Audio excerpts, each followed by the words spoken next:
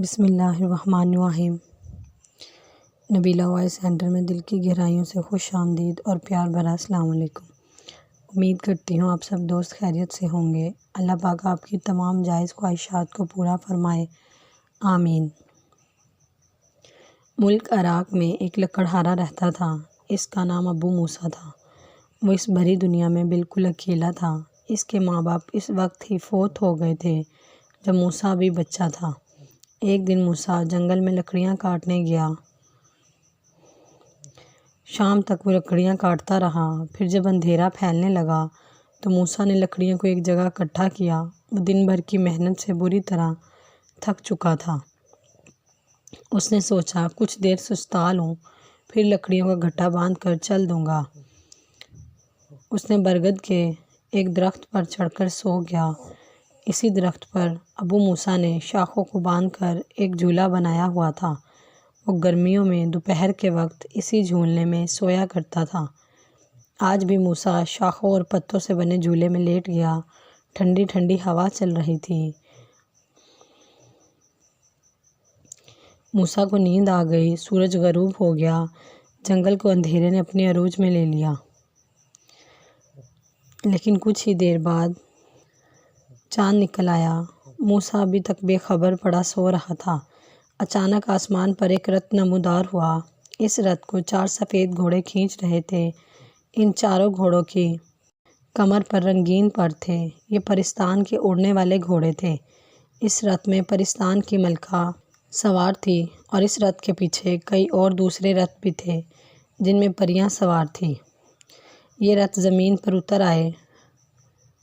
ملکہ پری رتھ سے اتری اور فوراً بولی، جشن کا اہتمام کیا جائے۔ ساری پریاں کام میں لگ گئی۔ دیکھتے ہی دیکھتے جنگل میں منگل کا سماں پیدا ہو گیا۔ طلسمی فانوس روشن ہو گئے۔ ان کی روشنی اس قدر تیز تھی کہ سوئی گرتی وہ بھی فوراً مل جاتی۔ برگد کے درخت تلے ملکہ کا تخت بچھایا گیا اور پریوں کی آواز اس قدر میٹھی تھی کہ پرندوں کو بھی لطف آ گیا۔ موسیٰ لکڑہارا جو ابھی تک سو رہا تھا، گانے بجانے کی آوازیں سن کر جاگ پڑا۔ اس نے پریوں کو ناچتے گاتے دیکھا تو مارے حیرت کے اس کی آنکھیں کھلی کی کھلی رہ گئی۔ پہلے تو اس کے دل میں خیال آیا، شاید میں کوئی خواب دیکھ رہا ہوں۔ اس نے جلدی جلدی آنکھیں ملی، دانتوں تلے انگلی دبائی، مگر سب کچھ ویسا ہی رہا۔ یہ کوئی خواب نہیں تھا۔ موسیٰ سوچنے لگا کہ یہ پریاں جنگل میں کہاں سے آ گئیں۔ موسیٰ کے دل میں آیا کہ یہی سوال پریوں سے پوچھے، مگر اس نے سن رکھا تھا کہ اگر پریاں آدم زاد کو دیکھ لیں تو قید کر کے پرستان لے جاتی ہیں۔ اس لیے موسیٰ پڑا پڑا یہ تماشا دیکھتا رہا۔ جشن جاری رہا۔ پھر پریوں کی ملکہ تخت سے اٹھی اور دونوں ہاتھ ہوا میں بلند کر کے بولی، شہزادہ نیوکلائی کو ہمارے حضور پیش کیا جائے اور دستور کے مطابق 15 کوڑے لگائے جائیں۔ یہ حکم سنا اور ایک رتھ سے پریزاد شہزادے نیوکلائی کو نکال لائی اور درخت سے باندھ دیا۔ ملکہ کے اشارے پر ایک پری نے کوڑا نکالا اور کوڑے کو ہوا میں لہرایا اور شڑاپ کی آواز کے ساتھ شہزادے نیوکلائی کی کمر پر پڑا۔ شہزادے کی چیخ نکل گئی۔ پہلا، دوسرا، تیسرا، چوتھا اور 5واں کوڑا۔ ہر کوڑے پر شہزادے کی حالت پر بری سے بری دردناک چیخیں نکلتی رہیں۔ موسیٰ درخت پر بیٹھا یہ منظر دیکھ رہا تھا۔ جب اس نے شہزادے کو کوڑے لگتے دیکھے تو اس نے اپنی جان کی پرواہ کیے بغیر درخت سے چھلانگ لگا کر ملکہ پری کے سامنے آ کھڑا ہوا۔ ملکہ پری نے گرج کر کہا، اے آدم زاد، کون ہے تو اور یہاں کیسے آ گیا؟ موسیٰ بولا، میں ایک غریب لکڑہارا ہوں۔ اس درخت پر سو رہا تھا کہ گانے بجانے کی آوازیں سن کر آنکھ کھل گئی۔ میں خاموش رہا، مگر اس مظلوم شہزادے پر ظلم ہوتے دیکھ کر مجھ سے رہا نہ گیا۔ اے ملکہ پری، تم اس قدر سنگ دل کیوں ہو؟ اس بیچارے شہزادے سے ایسی کیا غلطی ہوئی جو اسے اتنی سزا دی جا رہی ہے؟ ملکہ پری نے یہ سنا تو آنکھوں میں آنسو آ گئے۔ اس نے روندی ہوئی آواز میں کہا، تم مجھے سنگ دل کہہ رہے ہو؟ جانتے ہو یہ کون ہے؟ یہ میرا بیٹا ہے اور میں ماں ہو کر بھی اسے یہ سزا دینے پر مجبور ہوں، کیونکہ قانون کی نظر میں سب برابر ہیں۔ پرستان میں اگر کوئی غلطی کرے، چاہے وہ شہزادے سے ہو یا مزدور سے، سب کو قانون کے مطابق سزا ملتی ہے۔ تمہاری دنیا کے قانون کی طرح نہیں کہ طاقتور اور دولت مند بچ نکلتا ہے۔ ابو موسیٰ لکڑہارے نے کہا، واقعی طاقتور اور دولت مند وقتی طور پر تو بچ نکل سکتا ہے، مگر اس کے علاوہ ایک اور بڑی عدالت بھی ہے جہاں صحیح انصاف ہوتا ہے، وہ عدالت خدا کی ہے۔ اچھا تم یہ بتاؤ، آخر شہزادے سے غلطی کیا ہوئی ہے؟ پری ملکہ بولی، اس احمق نے شاہی موتی سبز دیو کے حوالے کر دیا۔ یہ اتنی بڑی غلطی ہے کہ پرستان کا وجود خطرے میں پڑ گیا ہے۔ ہمارے دیوتاؤں کے مطابق پرستان کا حاکم وہی بن سکتا ہے جس کے پاس شاہی موتی ہوگا۔ جب میں مر جاؤں گی تو سبز دیو پرستان کا بادشاہ بن بیٹھے گا۔ وہ ظالم دیو پرستان کا بادشاہ اس لیے بننا چاہتا ہے کہ پرستان میں پیدا ہونے والی فصلیں اور پھل اس کے قبضے میں آ جائیں اور وہ دوسرے دیو میں بانٹ دیا کرے۔ اس طرح پریاں بھوکی پیاسی رہ کر مر جائیں گی اور پرستان جو ہی پریوں سے خالی ہوگا وہ اس پر قبضہ کر لے گا۔ یہ تو واقعی بہت بڑی غلطی کی ہے شہزادے نے۔ ابو موسیٰ نے سر کو ہلا کر بولا، اس غلطی کی سزا میں اسے ہر چاندنی رات کو زمین پر لا کر کوڑے مارے جاتے ہیں۔ ملکہ پری نے کہا، اچھا تو کیا پریاں مل کر سبز دیو سے موتی چھین نہیں سکتی؟ نہیں، وہ بے حد خونخوار اور طاقتور ہے، اس تک پہنچنا جان جوکھوں کا کام ہے۔ ذرا مجھے بتاؤ کہ اس تک کیسے پہنچا جائے گا؟ یہاں سے سینکڑوں میل دور شمال میں ایک کھنڈر ہے۔ اس کھنڈر میں واقع کنویں میں ایک بھوتنی رہتی ہے۔ جو بھی بھوتنی کی ہتھے چڑھ جائے وہ اس سے ایک سوال کرتی ہے۔ اگر وہ اسے صحیح جواب دے دے تو وہ اس کی زندگی بخش دیتی ہے اور اسے آگے جانے کا راستہ بھی بتا دیتی ہے۔ اگر جواب غلط ہو تو خون پی کر ہڈیاں چبا جاتی ہیں، اور آج تک کوئی اس کے سوال کا صحیح جواب نہیں دے سکا۔ اچھا تم مجھے یہ بتاؤ، سبز دیو میں کوئی نقص ہے؟ میرا مطلب ہے کیا بہت زیادہ سوچتا ہے، خوشامد پسند ہے؟ نہیں، وہ رات کو نہیں سوتا، سونا تو دور ایک طرف رہا، وہ دن میں بھی نہیں سوتا اور رات کو بھی جاگتا رہتا ہے، لیکن اس میں ایک نقص ہے کہ اسے دن کی روشنی میں کچھ نظر نہیں آتا، لیکن رات کو وہ ایک سوئی بھی دیکھ سکتا ہے۔ موسیٰ لکڑہارا سوچ میں پڑ گیا، پھر بولا، ہمارا دین اسلام کہتا ہے کہ مصیبت زدہ کی مدد کرو، کسی کے کام آنا بھی عبادت ہے۔ میں اس مظلوم شہزادے کو کوڑوں کی اذیت سے بچانے کے لیے سبز دیو سے موتی حاصل کرنے کی کوشش کروں گا۔ ملکہ پری نے حیرت زدہ لہجے میں کہا، وہ تمہیں چٹکی میں مسل دے گا۔ ابو موسیٰ نے کہا، دیکھا جائے گا، جو خدا کو منظور ہوگا وہی ہوگا۔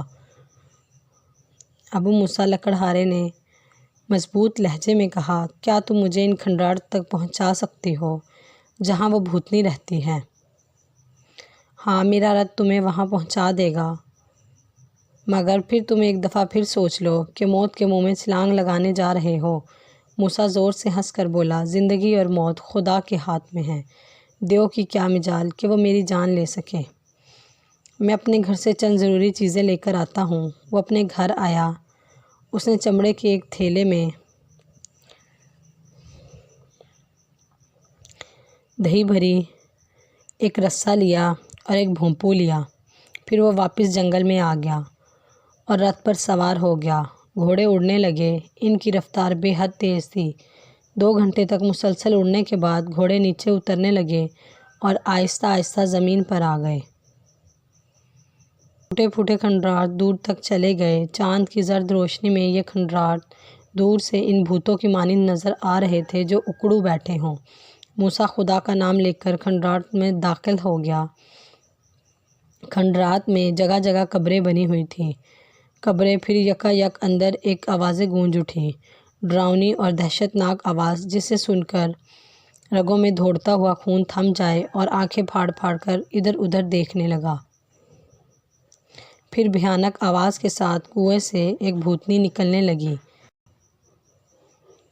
اس بھوتنی کا قد درختوں سے بھی بڑا تھا، لمبوترا چہرہ اور آنکھ کی جگہ ایک گھڑا اور ایسی آنکھیں جو باہر کو لٹکی ہوئی سرخ زبان، بال کانٹوں جیسے،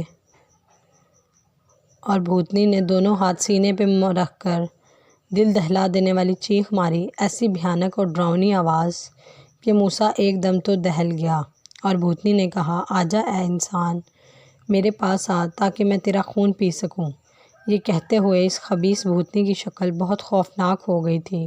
موسیٰ نے حوصلہ کر کے کہا، اے بھوتنی، میں تیرے سوال کا جواب دینے آیا ہوں۔ اچھا، تم جیسے کئی مرد آئے اور کوئی واپس نہیں گیا۔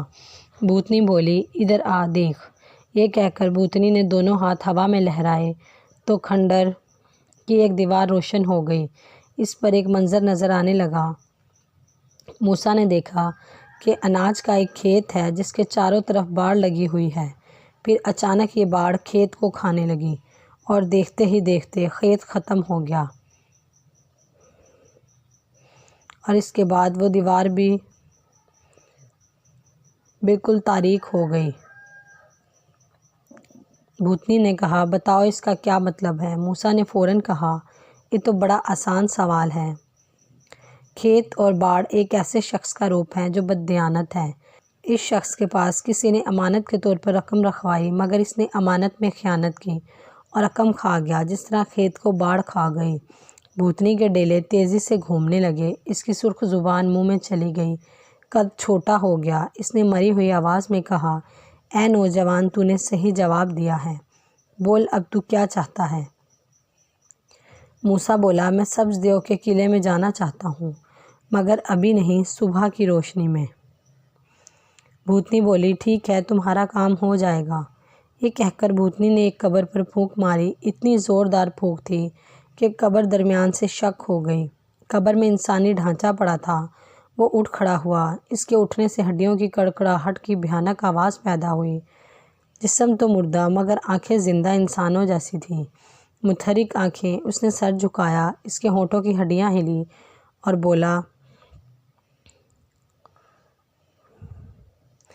اے ملکہ، تیرا غلام حاضر ہے۔ بھوتنی نے کہا، او میرے غلام، اس انسان کو سبز دیو کے قلعے میں لے جا اور پھر واپس لے آ۔ ڈھانچے نے ابو موسیٰ کا ہاتھ تھاما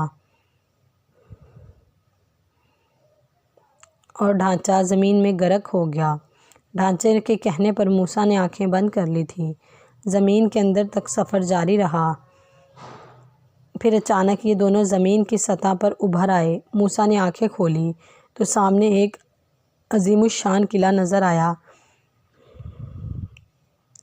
جو کالے پتھروں کا بنا ہوا تھا۔ ڈھانچے نے کہا، یہی ہے سبز دیو کا قلعہ، میں باہر ٹھہرتا ہوں، تم چلے جاؤ۔ دن کا اجالا پھیل چکا تھا۔ موسیٰ اللہ کا نام لے کر قلعے میں داخل ہو گیا۔ قلعے میں داخل ہوتے ہی اس نے عطر کی شیشی اپنے کپڑوں پر اونڈیل لی تھی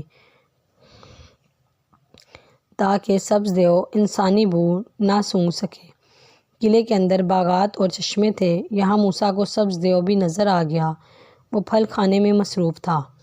موسیٰ نے بھونپو میں بولا، اے سبز دیو، ادب سے کھڑا ہو جا، ہم کوہ کاف سے دیو کے بادشاہ آئے ہیں۔ اور بھونپو سے آواز ایسے نکلی جیسے بادل گڑگڑا رہے ہوں۔ سبز دیو کو دن کے وقت نظر نہیں آتا تھا۔ وہ بولا، کیا مجھ سے بڑا بھی کوئی دیو ہے؟ میرا جسم اتنا بڑا ہے کہ 10 دیو ایک دوسرے پر کھڑے ہو کر بھی مجھ سے چھوٹے رہتے ہیں۔ چپ رہ دیو، ہماری شان میں گستاخی نہ کرو۔ ہمارا نام کڑوا کریلا دیو ہے اور تم ہمارے سامنے چونٹی جیسے ہو۔ یہ سن کر دیو گھبرا گیا۔ اس نے سوچا، جب دیو کی آواز اتنی گرجدار ہے تو وہ خود کتنا بڑا ہوگا۔ وہ بولا، تمہارے پاس کیا ثبوت ہے کہ تم واقعی بہت بڑے دیو ہو؟ کہیں ایسا نہ ہو کہ تم مجھے بے وقوف بنا رہے ہو، کیونکہ دن کو میں نہیں دیکھ سکتا۔ پھر موسیٰ بولا، ہم تیری طرف اپنی مونچھ کا بال پھینک رہے ہیں، اس سے اندازہ لگانا۔ یہ کہہ کر موسیٰ نے رسہ سبز دیو کی طرف پھینکا۔ دیو نے موٹے سے رسے کو ہاتھ میں ٹٹولا تو دل میں گھبرایا کہ اتنا بڑا دیو کہاں سے آ گیا۔ پھر عاجزی سے بولا، حضور، میں مانتا ہوں آپ ہی سب سے بڑے دیو ہیں، فرمائیے میرے لیے کیا حکم ہے؟ موسیٰ دل میں بڑا خوش ہوا کہ اس کی ترکیب کام کر رہی ہے۔ پھر وہ گرج کر بولا، ہمیں وہ شاہی موتی چاہیے جو تم پرستان سے لائے ہو، جلدی کرو ورنہ ابھی تمہاری گردن توڑ کر سارا خون پی جاؤں گا۔ پھر سبز دیو نے سوچا، جس دیو کی مونچھ کا بال اتنا موٹا اور بڑا ہے تو وہ میری گردن یوں توڑ ڈالے گا جیسے کوئی ٹہنی پہ سے پھل توڑتا ہے۔ اس نے سوچا کہ موتی اس کے حوالے کر کے جان بچا لینی چاہیے۔ وہ ہاتھ باندھ کر بولا، سرکار ناراض مت ہو، میں تو آپ کا خادم ہوں، ابھی موتی پیش کرتا ہوں۔ پھر سبز دیو نے اپنے بالوں سے موتی نکال کر موسیٰ کو دے دیا۔ موسیٰ نے 2-3 کہکے لگائے اور قلعے سے باہر آ گیا۔ ڈھانچے کے ساتھ وہ کھنڈرات میں پہنچا۔ کھنڈرات سے باہر رتھ میں پریوں کی ملکہ اس کا انتظار کر رہی تھی۔ اس نے موتی پری کے حوالے کیا تو وہ خوشی کے مارے ناچنے لگی۔ شہزادے نے نیکولائی